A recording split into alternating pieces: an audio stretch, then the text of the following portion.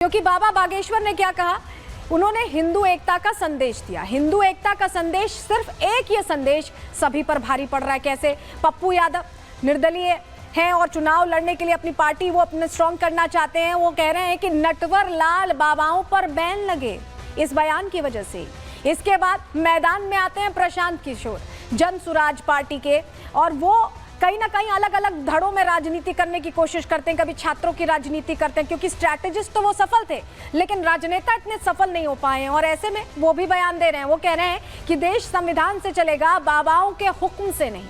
Tension सिर्फ एक बयान बढ़ा रहा है। आप सोचिए, अगला नाम प्रोफेसर चंद्रशेखर का है, आरजेडी नेता है, और कह रहे हैं कि बाबा को जेल में डाल देना चाहिए। एकता की बात करने के लिए बाबा जेल चले जाएं।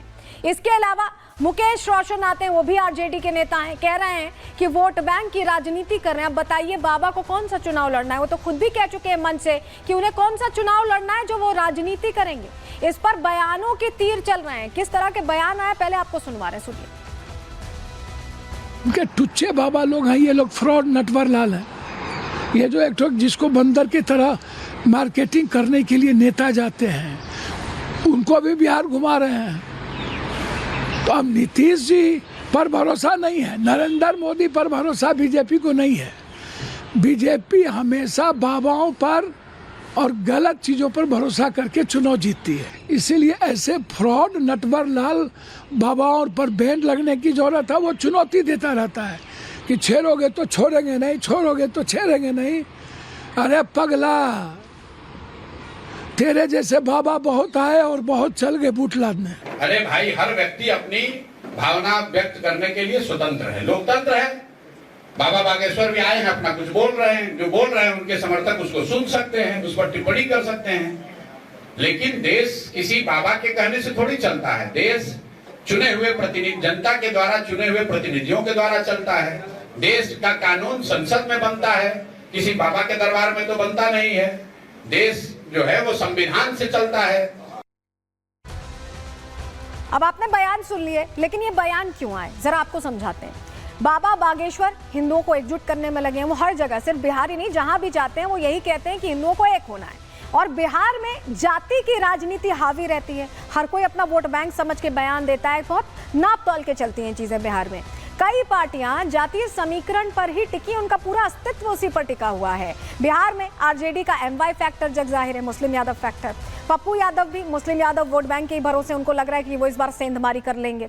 वहीं कई क्षेत्रीय दल जाति वाली राजनीति करते हैं, और ऐसे में जनसुराज पार्टी भी आई, उनको भी उम्मीद है। प्रशांत किशोर अभी तक अपनी सियासी जमीन तलाश रहे हैं, अभी तक खाता सही से खुल नहीं पाया है। बागेश्वर का विरोध करके उनकी भी नजर मुस्लिम वोट बैंक पर ही। उनको लग रहा है कि क्या पता विरोध करते करते कहीं खाता अच्छे से खुल जाए, उम्मीद वो यही कर रहे हैं। लेकिन आप जरा समझिए, बाबा ने कुछ ऐसा नहीं कहा था जो कि राजनीति से प्रेरित।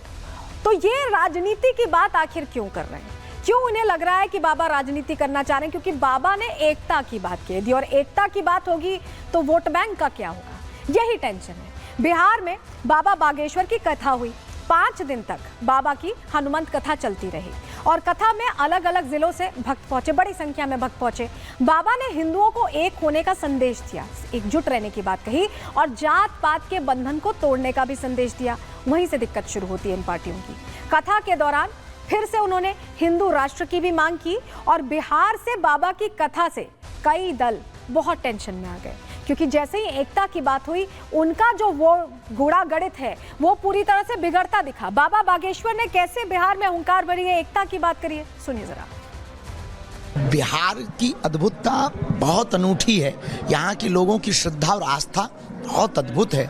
हमारा मानना, हृदय का मानना, हमारी भावनाओं का मानना, और पूर्ण रूप से हमारा मानना है कि हिंदू राष्ट्र की आवाज़ अगर कहीं से बुलंद होगी तो भारत में बिहार से होगी। अगर हिंदू राज्य बनाए जाएंगे तो पहला राज्य अगर कोई होगा भारत का तो वो बिहार होगा। दरअसल टेंशन इसलिए भी है कि बीजेपी भी यही कहती है कि एक हैं तो सेफ हैं, और बाबा बागेश्वर भी ये कह रहे हैं कि हिंदुओं को एकजुट करेंगे। वो हिंदुओं को एकजुट करने की बात कर रहे हैं, और बीजेपी भी इसी धारणा के साथ आगे बढ़ती है, जनता के बीच जाती है। अब सियासी दलों को ये टेंशन है कि अगर एक हो गई है, सारी जनता एक हो गई, सारे हिंदू एक हो गए, और अगर ये वोट बैंक में तब्दील हो गए तो कैसे चुनाव में क्या होगा, चुनाव का उनका हश्र क्या होगा, उनकी पार्टियों का हश्र क्या होगा, ये टेंशन का विषय है। अब जरा आपको बिहार में किस तरह से वोटों की गणित बांधी जाती है चुनावों को देखते हैं वो भी समझा देते हैं। चलिए जानकारी जल्दी से आपके सामने रखते हैं। जातीय समीकरण समझ लीजिए। बिहार की आबादी सबसे पहले देखिए 13 करोड़ 7 लाख की है। अति पिछड़ा वर्ग जो नीतीश कुमार का पूरा साथी माना जाता है 36% है। इसके अलावा ओबीसी, इसी में मुस्लिम समाज के लोग भी आते हैं और हिंदू भी आते हैं, अदर बैकवर्ड क्लासेस में। और इसमें से कुछ लोगों को लेना चाहते हैं प्रशांत किशोर भी, कुछ लोगों को लेना चाहते हैं पप्पू यादव भी, ओवैसी भी लड़ लेते हैं बिहार में चुनाव, तो इसमें सबकी नजर है। जनरल 15% है जो सीधे सीधे बीजेपी के साथ माने जाते हैं। एसटी और एससी 2% और 20% है। तो ये जो गणित है इसी पर नजर है। लेकिन अगर आप सोचिए कि अति पिछड़ा वर्ग साथ आ जाए, जनरल के लोग साथ आ जाएं, एसटी एससी से भी जो हिंदू लोग हैं वो साथ आ जाएं, ओबीसी अगर साथ आ जाएं तो सारा खेल बिगड़ जाएगा। ऐसा बिगड़ेगा कि ये दल पानी भरने लगेंगे और यही इनकी चिंता की वजह है। इसी वजह से इनकी पेशानी पर बल दिखाई दे रहा है। बाबा बागेश्वर ने इस पर भी चोट की है और बताया कि देश दरअसल है किसका, क्योंकि बहुत सारे औरंगजेब फैन क्लब वाले लोग हैं, उनको भी जवाब दिया है बाबा बागेश्वर ने। सुनिए। हमने क्या गलत कहा है कि देश की सरकार सत्ता हो, हमें सिक्योरिटी की अनुमति दे, हम जाएंगे, बेझिझक जाएंगे, हमें कोई दिक्कत नहीं। हमें कथा करनी है कहीं पे भी, आप चांद ले चलो, हम चांद पे ले चल पड़ेंगे। हमें कथा करने में क्या दिक्कत। अपने सनातन संस्कृति, हम शांति की बात करने आए, हम हिंदुत्व जगाने की बात करने आए, हम अपने राम की चर्चा करने जाएंगे तो कहीं भी कोई बुलाए बेझिझक। हम गई, दुबई गए, ऑस्ट्रेलिया गए, फिजी गए, न्यूजीलैंड गए और लंदन गए, और पाकिस्तान जाने में क्या दिक्कत है। स्वागत करें, हम तो तैयार हैं। देखिए चुनाव में 4 से 5 महीने का वक्त बचा है और ऐसे में बाबा का पहुंचना यहाँ के चुनावी समीकरण को ऐसा लग रहा है कि हिला चुका है और पूरी तरह से पार्टियों को दिक्कत में डाल चुका है। क्यों हम कह रहे हैं, डिटेल में आपको रिपोर्ट के जरिए बता रहे हैं।